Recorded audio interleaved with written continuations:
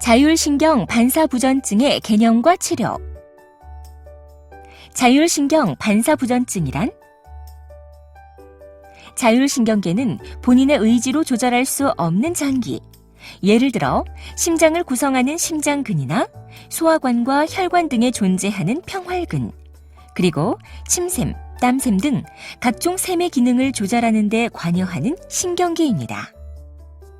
자율신경 반사부전증이란 척수 손상 환자에서 발생할 수 있는 독특한 현상으로 외부에서 가해지는 위해한 자극에 대해 자율신경의 반사 반응이 급격히 일어나면서 혈압이 위험할 정도로 지나치게 상승하는 증상을 말합니다.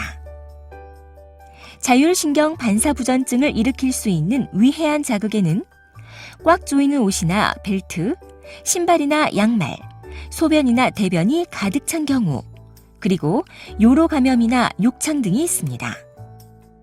자율신경 반사부전증이 나타나면 급격한 혈압 상승과 함께 머리가 지끈지끈 아프거나 춥고 떨리는 증상, 온몸이 젖을 정도로 땀이 나거나 얼굴이 붉어지는 증상, 코가 꽉 막히거나 눈썹이 곤두서는 증상 등이 나타납니다. 자율신경 반사부전증은 보통 제6 흉수 이상의 손상에서 나타나지만 드물게 제10 흉수 손상에서도 나타날 수 있는데 연구에 의하면 경수 손상 환자의 약 85%가 이러한 현상을 경험한다고 합니다. 자율신경 반사부전증의 치료. 자율신경 반사부전증이 의심될 때 가장 먼저 해야 할 일은 환자의 머리를 높여주거나 환자를 일으켜 앉힌 다음 혈압을 측정하는 것입니다.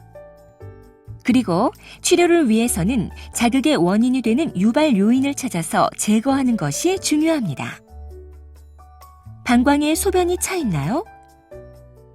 실제로 가장 많은 원인은 방광에 소변이 너무 많이 차 있는 경우로 넬라톤을 이용하여 소변을 배출시켜주면 증상이 사라지는 경우가 많습니다.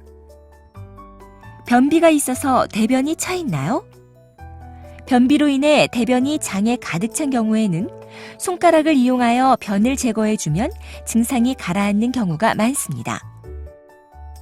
그러나 넬라톤 카테터를 삽입하거나 손가락으로 변을 배출시키는 행위 자체도 자율신경 반사부전증을 일으키는 원인이 될 수 있으므로 주의해서 시행해야 합니다.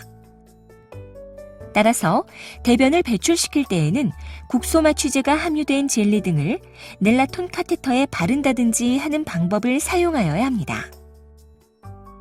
피부가 헐거나 욕창이 있나요? 피부나 상처 부위의 자극이 자율신경 반사부전증을 유발할 수 있으므로 환자의 자세를 자주 바꾸거나 욕창 방지용 에어매트를 깔아주어 피부가 눌리지 않도록 합니다. 손톱이나 발톱이 피부에 파고들어서 염증이 생겼나요? 염증이 생기지 않도록 손, 발톱을 일자로 잘라주시고 염증이 이미 생긴 경우에는 피부과 진료를 보도록 합니다. 옷이나 신발이 너무 꽉 조이지는 않았나요? 꽉 조이는 벨트나 옷, 신발이나 양말을 느슨하게 풀어주거나 벗깁니다. 이상의 조치에도 불구하고 증상이 지속됩니까? 이러한 경우에는 혈압을 낮추기 위한 약물 치료가 필요할 수 있으므로 가까운 응급실을 방문하십시오. 한편 자율신경 반사부전증은 흔히 보는 질환이 아니므로 응급실 의료진이 신속히 상태를 파악하고 대처할 수 있도록 반드시 의료진에게 자율신경 반사부전증의 가능성이 있음을 알려주셔야 합니다. 자율신경 반사부전증의 예방. 자율신경 반사부전증을 예방하기 위해서는 평소에 다음 사항을 잘 지키시기 바랍니다. 소변이 차거나 변비가 발생하지 않도록 평소에 배뇨 및 배변 관리를 잘 하여야 합니다. 피부가 눌리지 않도록 환자의 자세를 자주 바꾸어 주거나 욕창 방지용 에어매트를 사용하세요. 피부가 헐거나 욕창이 있는 경우 자율신경 반사부전증이 발생할 수 있습니다. 손톱과 발톱은 일자로 잘라주시고 청결하게 관리하십시오. 자율신경 반사부전증은 손, 발톱이 피부에 파고들어서 생긴 염증에 의해서도 발생할 수 있습니다. 평소에 느슨한 옷과 신발을 신으십시오.